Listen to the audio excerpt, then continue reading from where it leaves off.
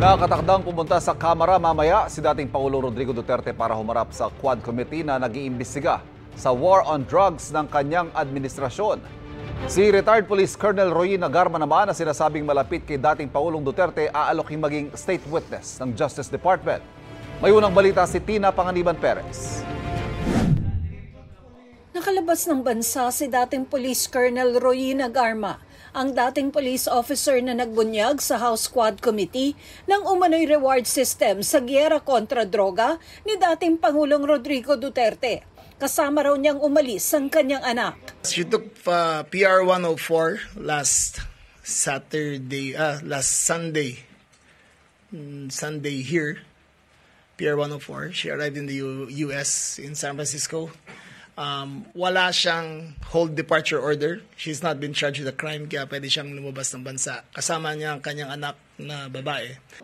Pero naharang sila sa San Francisco Airport sa Amerika ayon sa DILG Secretary. Kanselado raw kasi ang kanilang US visa. Apparently, in the course of the hearings ng Senate, her visa was canceled.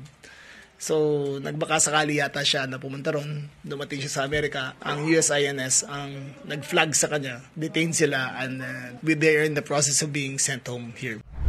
Inaayos na ng Bureau of Immigration ang pagpapabalik sa kanila sa bansa. Oras na makabalik ng bansa si Garma, ayon sa Justice Secretary, aalokin nila siyang maging state witness. We intend to offer her witness protection for that matter, at least for the matters that the Quadcom is seeking from her.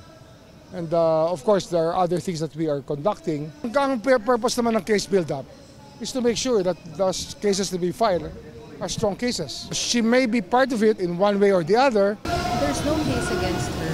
Pag uwi niya dito, she can just go home. She can, but we will offer her protection. Ang House Quad Committee, tuloy ang mga pagdinig. Sabi ng dating Chief Presidential Legal Counsel ni Duterte na si Attorney Salvador Panelo, dadalong dating Pangulo. Sabi ni Panelo, tutungo pa rin daw si Duterte sa Kamara para komprontahin ng Quadcom sa pagpapaliban ng pagdinig nang hindi raw sila inaabisuhan. Gusto raw ng dating Pangulo na mag-schedule ang mga mambabatas ng 10 araw na marathon hearing. Pero sabi ng Quadcom, wala naman silang natanggap na kumpirmasyong dadalo sa pagdinig si Duterte. Ang mga nauna raw nilang imbitasyon, inisnab naman daw lahat ni Duterte. We're supposed to have a November 13 hearing, but we decided to cancel it. Ngayon sasabihin na pupunta. Ano ba talaga, kuya?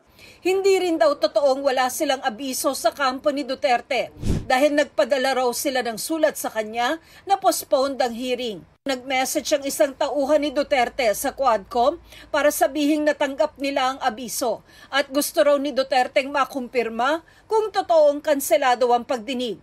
Sa social media lang daw nalaman ng mga kongresista na balak ni Duterte na humarap sa Quadcom. Bakit sa social media namin kukunin yung confirmation, di ba?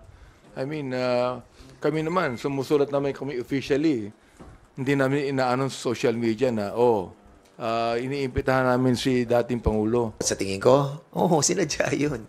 Kasi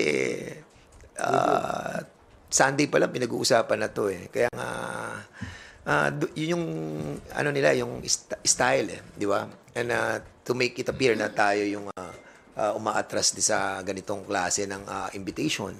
Ayon sa Quadcom, hindi nila pwedeng ituloy ang pagdinig para lang kay dating Pangulong Duterte dahil hindi lang daw ito ang imbitadong magsalita.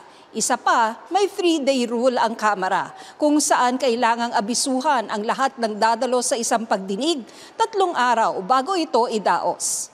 Ito ang unang balita.